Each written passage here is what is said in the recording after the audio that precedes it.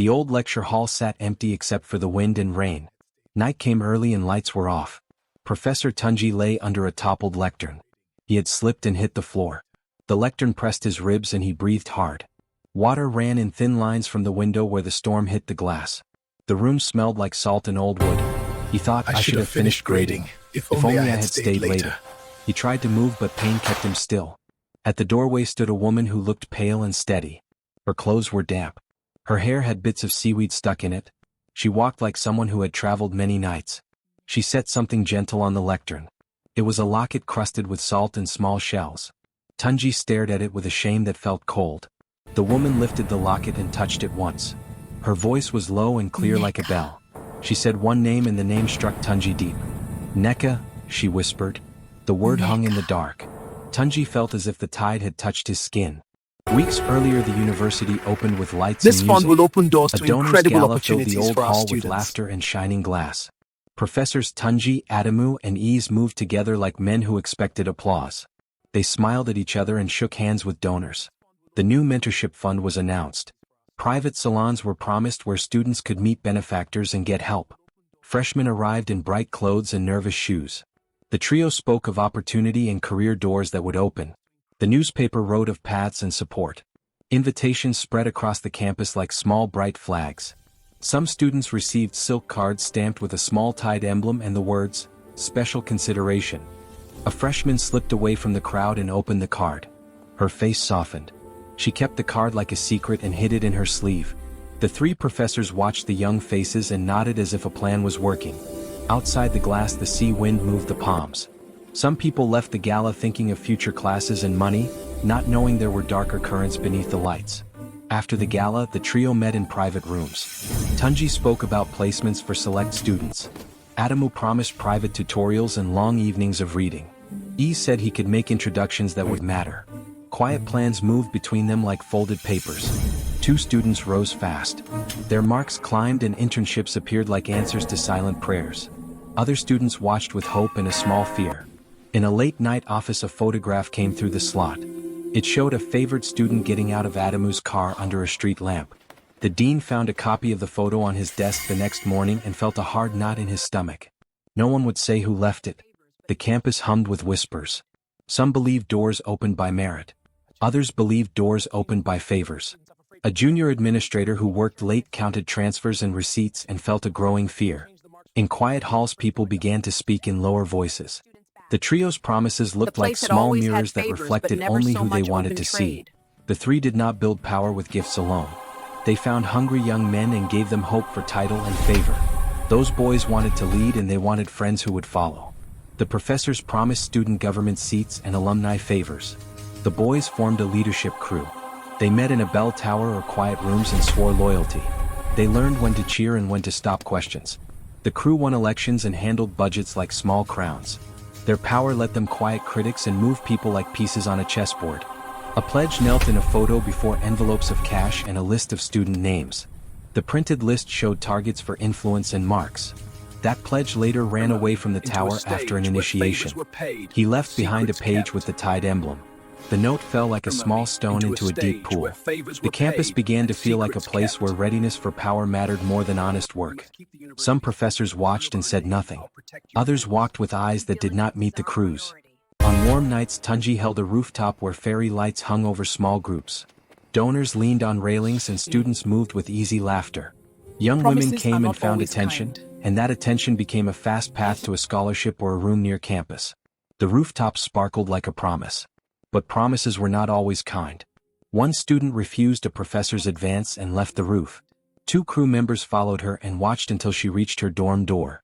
That night campus security received an anonymous tip about a student in trouble. They found the girl shaken and quiet on her steps. She said little at first and tried to return to normal. In the morning whispers moved, soft and sharp. The rooftop's bright light seemed false. Some students learned to smile less at parties and to say no more carefully. The glitter that once seemed inviting now felt like glass under bare feet. The trio's power felt like a high tide, sudden and hard to push back. Money moved in neat files. The registrar found wire transfers marked admissions facilitation. Junior staff, afraid for their jobs, admitted to changing marks for donor students. Parents quietly boasted about smoother paths for their children. A cashier's receipt signed in a hurried hand matched Isa's signature, and a student's abandoned bag held the paper. It read, "Payment received, ensure placement." The paper tasted of betrayal. Staff closed files and pretended the papers were normal. Some students who could not buy help watched as others rose. The campus felt more like a market than a school.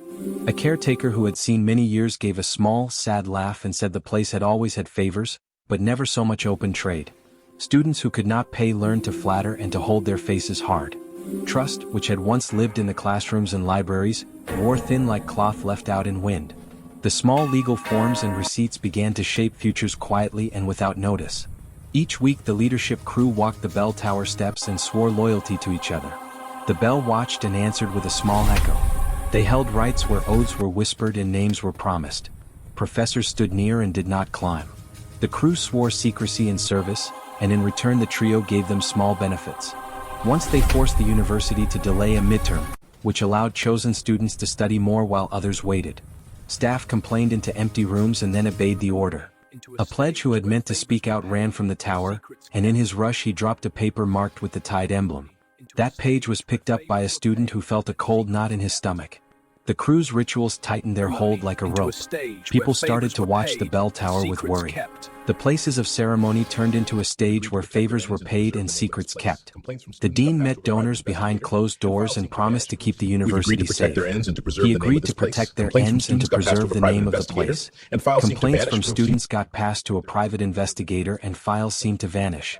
The university wrote a careful statement about due diligence, while it wrapped security tighter around the golden trio. Complaint A whistleblower at the campus paper sent an audio file into that something shook a so reporter. favors The file inquiry. had a donor's voice negotiating provisions for student placements with ease. The tape sounded like old money making sure it paid for advantage. The reporter listened and felt the school change into something that sold favors in quiet rooms. Students gathered in corners of the library and spoke in low voices. No one wanted to be seen talking. The dean walked halls with a polite smile and a heavy heart. Those who asked for help found their complaints moved to secret drawers and slow replies. Neka was a small student with a strong back. She refused a professor's demands and wrote a sealed complaint. She named the men and the list of favors. Late one night she walked to the river and placed the complaint, wrapped with a small silver locket, into the water. Then she walked into the current and did not come back. The campus held its breath. People whispered and looked for explanation. Fishermen later dragged a net from the river that held weeds and a salt-scarred locket. The locket had a Tide emblem like those silk cards. The river kept the complaint but returned the locket as if to say it would not keep the whole story hidden. Students held small memorials and said little. Some wanted to forget. Others wanted to find the truth. The river had taken Neka but given back a small token that carried the weight of a complaint. The campus felt colder and the sea air tasted of questions. In the department of the river, the Queen Mother and her servants deliberated on Neka's complaint and saw a pattern. They decided the sea must answer for what it had kept. They made a plan to send one young person to the university who would carry the names the town had not been allowed to speak. The ferry brought Amara Elm to the campus pier. She walked like someone who had learned many nights by water. Her note to the dean read, "If only you had answered the river." Amara wore a dark coat, and her hair smelled like rope and salt. She moved into the crowd with steady steps, and a junior admin found a Tide emblem sewn into a donated scarf and set it aside confused. Amara did not shout. She walked through classes and introduced herself in a quiet voice. People noticed the new girl who listened more than she spoke. The sea seemed to follow her like a small quiet friend. Amara enrolled as a fresh student with calm steps. She came from the headland and wore plain clothes. Her eyes had the steady look of someone who had watched storms and ships. She volunteered for tutoring and admissions outreach and quickly caught people's attention. Tunji found a pale ribbon with the Tide sigil on his desk and felt a cold pain in his chest. He thought of Neka and tried to breathe slow. The Golden Trio noticed Amara's steady way and offered mentorship and small favors in their usual soft We've reserved voices. a special scholarship Some for promising students students watched like and you. wondered if she Join would us for help more change private things. tutorials. Amara listened and learned and stayed quiet on purpose. She moved through classes with small strength. Her presence felt like a gentle tide pushing at a small pile of sand. People who had been harmed began to watch her like a small hope. Mornings in Tunji's lecture were full of careful note-taking. The trio sat near the front and watched with small smiles. Amara walked into the hall and sat with steady breath. Tunji noticed her and offered a private reading list afterwards. Amara, we see your potential. Let us guide you, offer you our support in small ways. Exchanged looks like men who believed their plan had found a new blossom. A leadership crew boy slipped a velvet card into Amara's bag that said, "Come to the tower tonight." She did not answer at once. She moved through halls and listened to the school's quiet talk. People wondered if Amara would accept favors or decline. Some thought she would be another easy recruit. But her eyes stayed calm and her footsteps even. The crew watched her like hawks. The campus held its breath like a drum before a note. That evening 2 crew boys came to Amara's dorm with champagne and warm smiles. They promised leadership positions, internships, and easy marks if she would play along. Their words were smooth and meant to capture her. Amara listened and kept her face steady. When one became forward and crossed a line, she excused herself politely and left. The boys watched her go with sour faces. Later one of them found a damp salt-streaked ribbon on his pillow with the Tide sigil sewn in. He woke with a chill and the taste of riverweed in his mouth, though he had slept in a dry room. He could not explain why he felt fear. In the dorm halls people spoke in small voices about who would say no and who would not. Amara's calm left a mark on the boys that felt like a small tide on bare feet. Adamu held a rooftop party that glittered under lights. Amara received an embroidered invitation and walked up with the crew. The party shone with polite laughter and wine. Men tried closeness, edged hands that sought permission.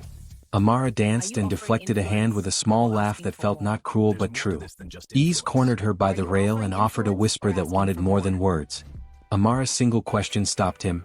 "Are you offering influence or asking for more?" Are you offering influence He stumbled or and felt asking a for doubt more? he had not known. For a moment the party felt off balance and small faces looked away. People refilled glasses and pretended the air had not shifted. But the question moved like a pebble down a quiet channel. The rooftop looked beautiful but brittle. Profiles that once seemed steady now shook a little. The trio used their usual tricks. They invited Amara for private tutorials and spoke of a scholarship reserved for promising students. She accepted an invitation to review old archives and sat with dust and pages. She left one window cracked in the reading room so that wind could move through. A junior admin watched and whispered, "They're grooming her," and slipped a printed list of names into a pocket. The archives smelled of time and ink. Amara turned pages slowly and let the sound of the wind move stacks of paper.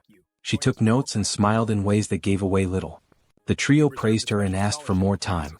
The campus watched and felt the coil tighten around students and futures. Some teachers noticed and felt guilty. Others did not. The quiet room filled with wind and the soft tick of a clock. One morning Amara woke up to see a letter slid into her room through the door. She opened it to see a note that simply said, "Pay the river." Her roommates sat around the cheap kitchen table with mugs gone cold, the single bulb over them throwing hard circles of light. Beezy's jaw worked. Neoma twisted a spoon between her fingers and Adana just looked away. They make marks disappear. They "We move don't want this papers. for They you," make whispered calls. Beezy said at Each last, reason was a and stone in tone the was palm of flat their with hand. Weariness. "None of us do. But you know how it is. Turn down one thing and they call you difficult. Turn down two and you stay out of the scholarships, the placements. We see it. We've seen the lists." Amara listened. The letter lay between them. Her fingers touched the page, then slid away. "You're saying I should," she began. "We're saying be smart," Neoma interrupted. "The professors are bait. The crew boys are nets. We can't let you go alone into that. If being friendly keeps you in classes, if smiling keeps your name off a transfer list, then—" Her voice broke, not from conviction but from the strain of having said the words so often. "They'll come for you," whispered a small voice from the doorway, one of the other girls who had kept to shadows most of the term. "If they think you will make trouble, they'll make the trouble first. We've seen it. They make marks disappear. They move papers. They make whispered calls." They listed the reasons in a litany. Safety, scores, the internships already promised, the small room near campus where rent was halved because of favors exchanged, the exams that could be paused by a phone call. Each reason was a stone in the palm of their hands. It was not cheerleading. It was calculation. It was survival. Beezy folded her hands and said carefully, "We know what you stand for. We're proud of you. But we also have mothers and younger siblings and fees to pay. If they see you as the spark, everything we keep could burn." The room hummed with an uncomfortable loyalty. Amara looked at each of them like a woman reading constellations that had been taught to her by a different sea. "So we trade truth for safety?" she asked, and the question was not accusation but a way of naming the price. "We trade what we can survive with," Beezy said, "and we guard what we can keep. If you are careful, you can push and mark things quietly. If you refuse loudly, they will move first and we will be left with nothing." She touched the letter. We don't support their acts. We just know what happens when someone stands alone. 2 nights later the door to Amara's room opened and a familiar shape slipped inside like a tired tide returning. It was Adana, one of the quieter roommates who had kept her head down, a woman who moved with the slow deliberation of someone who had learned when to nod and when to vanish. She shut the door softly and sat at the foot of Amara's bed, and for a moment neither spoke. You did good. The for hush turning them between them down, held for the smell of refusing. rain on You tar. think it will matter? You did good, Adana said suddenly, and the words were small but sure. For turning them down. For refusing. She reached across and squeezed Amara's hand, the grip of someone offering salt for a wound. Amara blinked. You think it will matter? She asked. Adana's laugh had no joy. It will matter long after they notice. They'll hate you for it, but they'll also be afraid of what you could become. She cocked her head, long the way after people they do when notice. they have rehearsed a They'll speech hate to you themselves. for it, but they'll be also careful. be afraid They of will what you come could for you. become. Once someone sets a mark on you, the crew boys make offers into the dark. Her voice dropped. I should have told you before, but I was ashamed. I sent a petition, the thing we all wrote, names, dates, how they moved money, slipped it into the registration pile, and the next day it was gone. The dean's office said they had no record. I walked there twice. On the third day a boy in a crew jacket stopped me near the stairs and smiled like he was doing me a favor. Adana's fingers pried at the worn hem of her sleeve. He said, you know how this works? They don't like noise. We keep it quiet, you keep quiet. No one gets hurt. Amara let the silence sit with them like a watching thing. They warned me, Adana said, eyes dark. They used the picture from the gala, they made me feel exposed. I tried to go to people, but papers move. I tried to find the petition. It was as if the complaint had never existed. Her hand shook once. I paid them. I paid them to stay out of my way. I gave them what little I had saved for books. They took it and told me I was lucky that I could stay. I had to watch them outside my dorm for months. It cost me sleep and a small part of who I thought I was. She looked straight at Amara. I don't tell you this to stop you. I tell you because you should know what they will do if you make noise. They make the world small for you. You'll get threats in song and in smiles. They'll call you by names that are not yours. They'll try to isolate you until you think the only safe move is to buy silence. Amara felt the room tilt. You paid them, she said, not as accusation but as a statement of what the world had forced on them.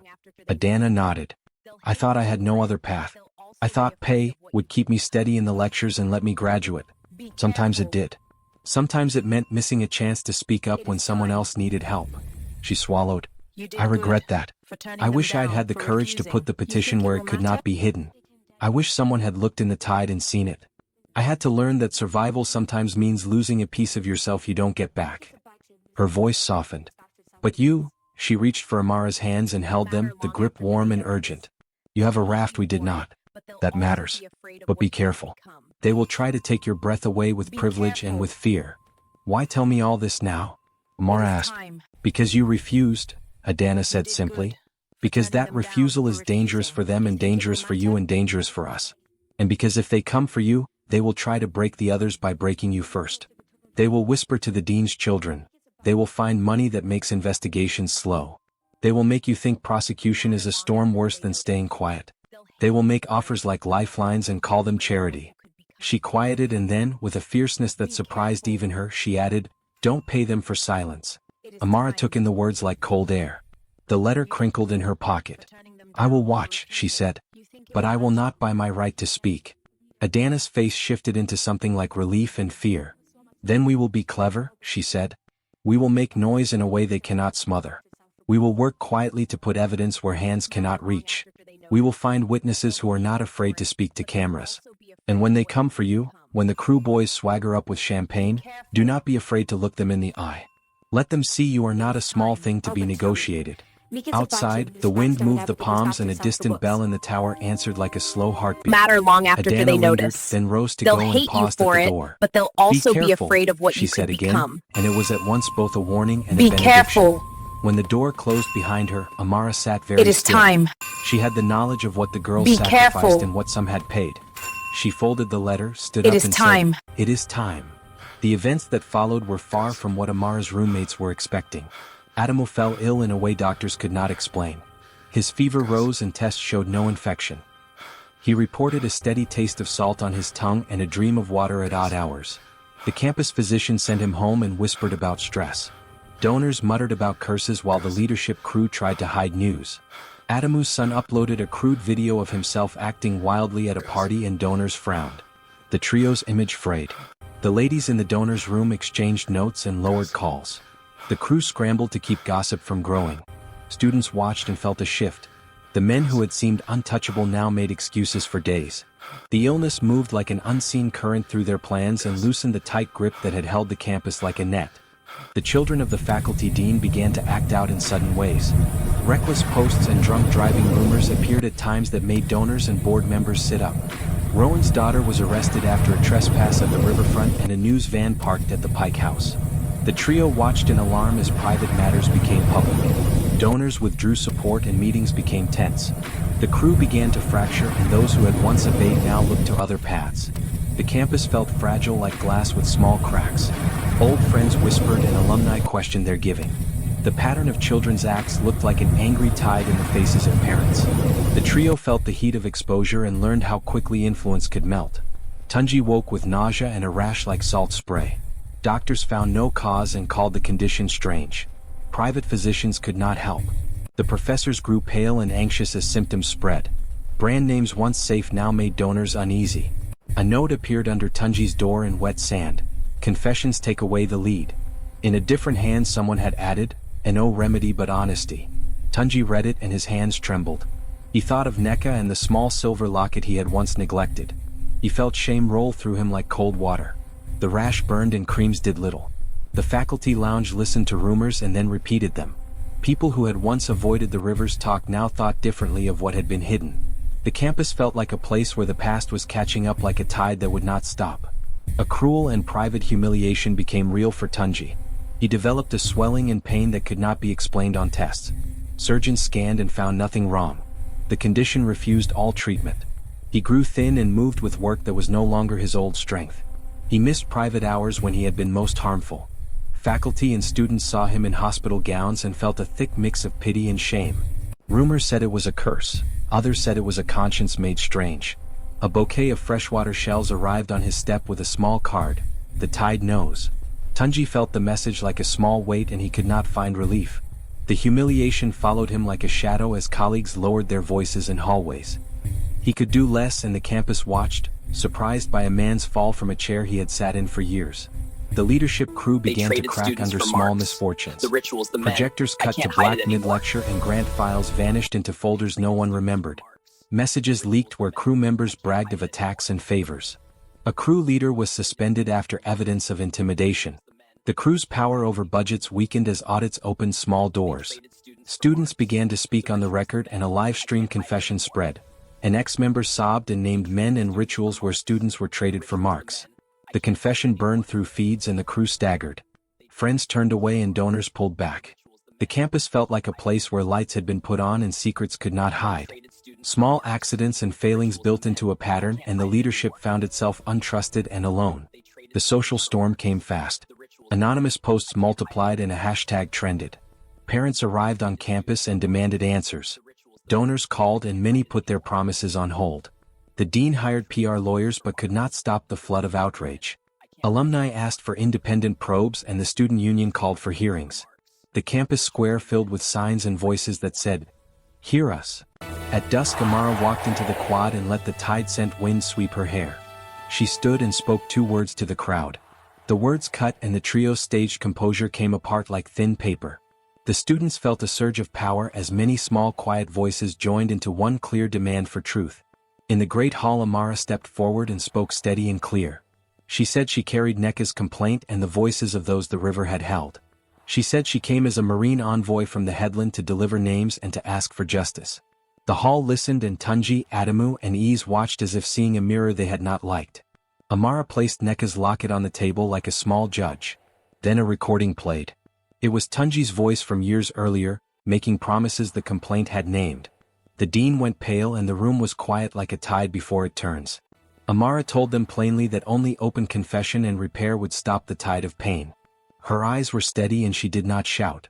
The sound of old words made the campus taste like low tide and truth. A public hearing moved fast. Students, alumni, and a government investigator filled the room. Evidence came out like slow water moving stones. The junior admin spoke first and named transfers and secrets. Ease confessed to making introductions that became payments. Adamu admitted to private favors.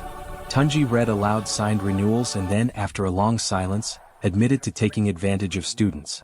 Names and amounts and places were spoken aloud.